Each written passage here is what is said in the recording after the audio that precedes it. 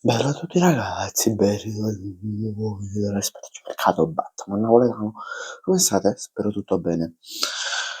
Aiù, questo video uscirà penso verso le 8, massimo 8 e 10. Aiù, ci stanno delle notizie di calciomercato assurde. Assurde. Cioè, aiù, una cosa incredibile.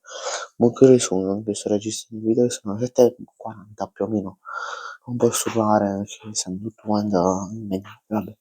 Però voglio, stanno delle notizie riguardanti il Napoli assurde,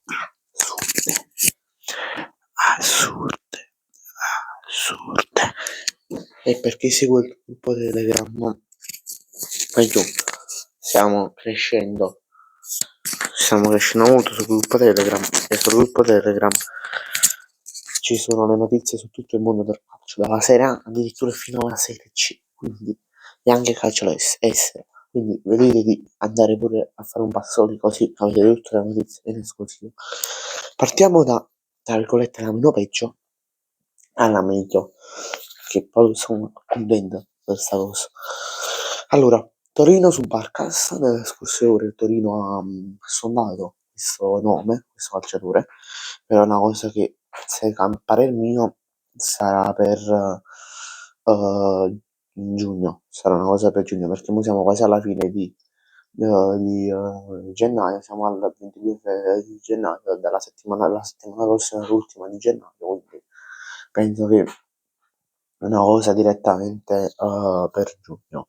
Poi vi posso confermare che il Napoli sta avanzando alle trattative con Giovane del Bologna, scusate, Giovane del Verona, in queste ore il Napoli sta trattando sia con il Giovane del Bologna e del Bologna Lauro, ma chiamiamo del Verona, e con Maldini dell'Atalanta. Bologna che ufficializza Som nella Fiorentina, tra virgolette è arrivato il comunicato ufficiale della squadra, però io già ve l'avevo detto la settimana scorsa se non mi sbaglio. Vabbè. Poi Napoli sta avanzando le trattative con Scott McTominay. No, per adesso percepisce, se non sbaglio, 3 milioni e mezzo Scott, con un contratto fino al 2028 circa, e dovrebbe avere, Napoli dovrebbe aumentare lo stesso stipendio di 2 milioni, quindi arrivare a 5, fino a un prolungamento di contratto fino al 2031. Grande shot da mamma a Napoli.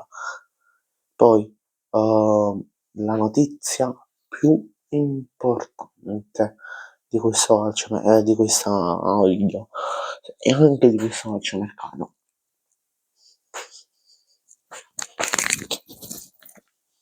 Luca to Nottingham Forest. Here we go.